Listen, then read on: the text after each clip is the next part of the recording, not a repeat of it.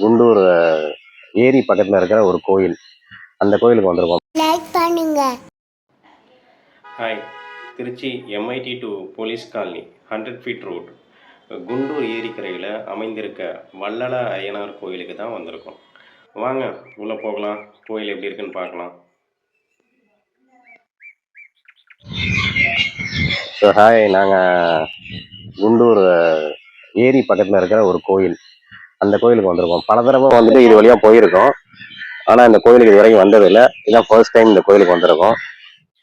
பக்கத்தில் அந்த வேல், அதை தாண்டி பார்த்தீங்கன்னா ஏரி இருக்கு. வாங்க எப்படி இருக்குன்னு பார்ப்போம். Hi, say hi. ஹாய் சொல்லு.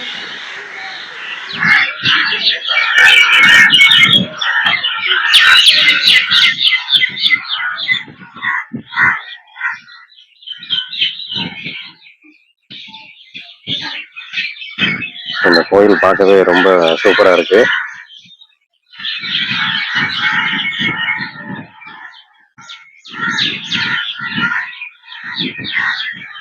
ஃபுல்லா பறவைகளோட சத்தம். ஈவினிங் ஆயிடுச்சு இல்லையா?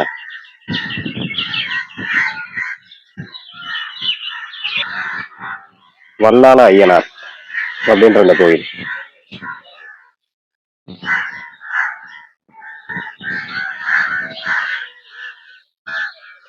நல்லா ஈவினிங் டைம்ன்றதுனால கோயில் பார்க்கவே ரொம்பவே அழகா இருக்கு. வாவ், குண்டூர் ஏரியோட அருமையான காட்சி.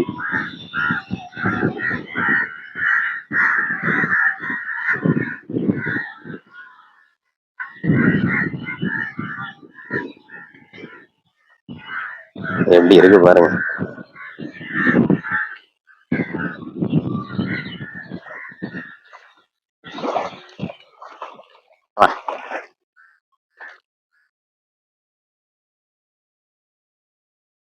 தண்ணியோட சட்டமும் ரொம்ப சூப்பரா இருக்கு. அந்த ஏரியும் பார்க்க ரொம்பவே அழகா இருக்கு.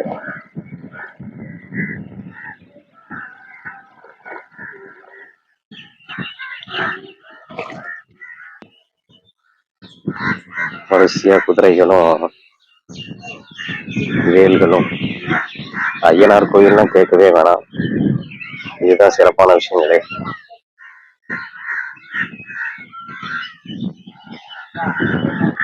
ஸோ வீட்டுக்குள்ள என் வீட்டில் வந்து இப்போதான் கோயிலுக்குள்ள போயிட்டு வெளியில வந்தாங்க. நான் அதுக்குள்ள இந்த ஏரியோட அழகை ரசிச்சுக்கிட்டு இருந்தேன். ஸோ கோயிலுக்குள்ள போயிட்டு வந்துட்டாங்க. என்னடா பாப்பா, சாமி கும்பிட்டீங்களா? எப்படி இருந்துச்சுடா சாமி? ஒன்னு விரிச்சுக்கிட்டே இருந்துச்சா? சரி ஓகே, இந்த ஏரி எப்படி இருக்கு சொல்லுங்க.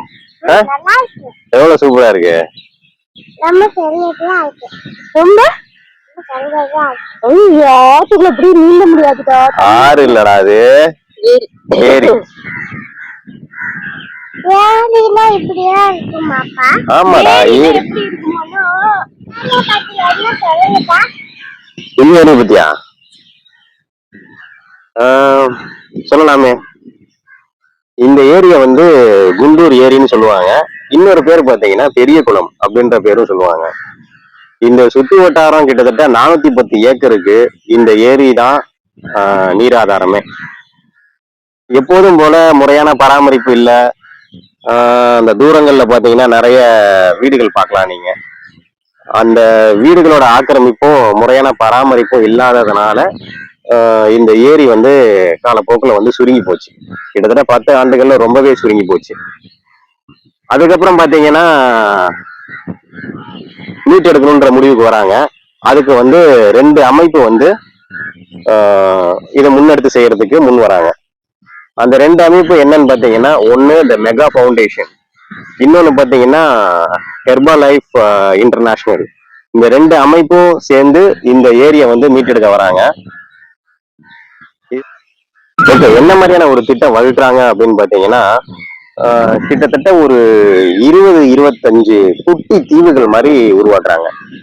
அந்த குட்டி தீவுகள்ல நம்முடைய பாரம்பரியமான, நம்முடைய மண்ணுக்கு சொந்தமான சில தாவரங்கள், அந்த இலுப்பை இந்த மாதிரியான மரங்களை வந்து அந்த 25 குட்டி தீவுகள்ல வந்து நடவு பண்றாங்க. இது எதுக்காக அப்படின்னு பாத்தீங்க அப்படின்னா பறவைகளோட முக்கியத்துவம் இந்த சுற்றுச்சூழலுக்கு எந்த அளவுக்கு முக்கியமானதுங்கிறது நான் சொல்லி உங்களுக்கு தெரிய வேண்டியதில்லை. ஸோ பறவைகளை ஈர்க்கும் வகையில இந்த மாதிரியான அந்த குட்டி தீவுகள்ல வந்து இந்த மாதிரியான அந்த மரங்களை வந்து பயிர் பண்ணியிருக்காங்க. அண்ட் இந்த இடத்துல இருந்து பாக்குறது கஷ்டம், அதுவும் இல்லாம செல்போன்ல அந்த இடத்த காட்டுறது கஷ்டம். கொஞ்சம் நான் வந்து கொஞ்சம் தள்ளி போய் அந்த வியூவை காட்டுறேன். ஸோ இந்த மாதிரியான ஒரு திட்டத்தை வந்து வகுத்து இந்த ஏரியை ஓரளவுக்கு நானே வந்து பல வருஷங்களா பாத்தீங்கன்னா அப்படியே ஒரு ஒரு வறண்டு போய் ரொம்ப கம்மியான அளவுல ஆழமே இல்லாம தூர் வரப்படாம அந்த மாதிரி தண்ணி சேகரிப்பு வந்து ரொம்பவே கம்மியா இருந்துச்சு. அந்த மாதிரி பார்த்த இந்த ஏரியை இப்ப முழுவதுமா வந்துட்டு தண்ணியோட பாக்குறப்ப எனக்கு ரொம்பவே சந்தோஷமா இருக்கு. அண்ட் இந்த மெகா ஃபவுண்டேஷன் சொன்னேன் இல்லையா, அந்த மெகா ஃபவுண்டேஷனோட ஃபவுண்டர் நிமல் ராகவன். நீங்க வந்து அந்த பேரை கேள்விப்பட்டிருப்பீங்க. அவரு வந்து இந்த நீர் மேலாண்மையில நம்ம இந்திய நாடு பல மாநிலங்கள்ல நீர் நீரின்மையால வந்துட்டு வறண்டு போன பல ஊர்களை வந்து மீட்டெடுத்திருக்காரு அவருடைய இதனால. நம்ம இந்தியால மட்டும் இல்ல, பல நாடுகள்ல போய் அவர் வந்து இந்த நீர் மேலாண்மையை வந்து அவர் சிறப்பா செஞ்சு ஒரு இந்த உலக சுற்றுச்சூழலுக்கு ஒரு முக்கிய பங்கு வகிக்கிறார். அந்த வகையில வந்து நிமல் ராகவனுக்கு வந்து ஒரு பெரிய ஹேட்ஸ் ஆஃப். இன்ஃபேக்ட் நிமல் ராகவனை வந்து நான் வந்து ஃபேஸ்புக்ல ஃபாலோ பண்ணிக்கிட்டு இருக்கேன். இந்த மாதிரியான பல தன்னார்வல தொண்டுகள் வந்து செய்யறதுன்றது வந்து எல்லாராலையுமே முடியாது. Nimal Raghavan is such a great man. அவருக்கு வந்து ஒரு பெரிய ஹேட்ஸ் ஆஃப். ரத்தம் ஊத்திருக்காங்க. இந்த மாதிரி நம்ம முன்னாடியே சொல்லிட்டு வரணும். இந்த ஏரியாவுக்கு வரோம் அப்படின்னா இன்னைக்கு கிடா வெட்டுறோம்னா, பொங்கல் வைக்க போறோம், கிடா வெட்டுறோம்னா இங்க இருக்க சாமி அவங்க கிட்ட சொல்லிட்டோம்னா அவங்க எல்லாமே ரெடி பண்ணிடுவாங்க. பொங்கலை வச்சு கிடா வெட்டிடலாம். அப்புறம் வேண்டுதல், இங்க கோயில்ல வேண்டுதல் வந்து மணி கட்டுவாங்க. பித்தளை மணி கட்டிருக்காங்க உள்ளுக. அப்புறம் இந்த சூழாயுதம் பண்ணுவாங்க.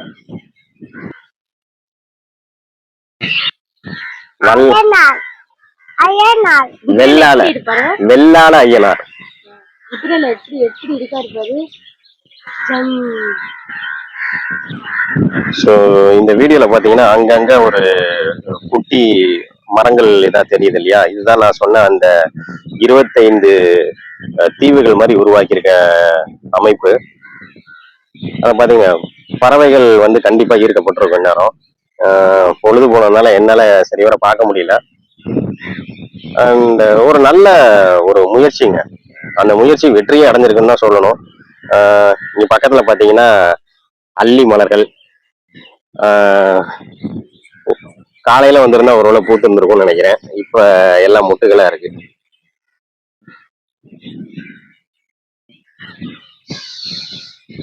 நல்ல ஒரு மாலை பொழுதுல இந்த ஏரி கரையில இருக்கிற இந்த ஐயனார் கோயிலுக்கு வந்ததுல ஒரு மகிழ்ச்சி.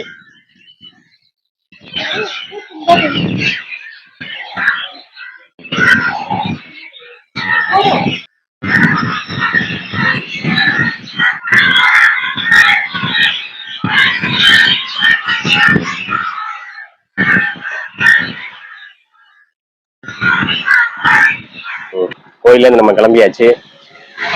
தேங்க்யூ தேங்க்யூ சொல்லுங்க.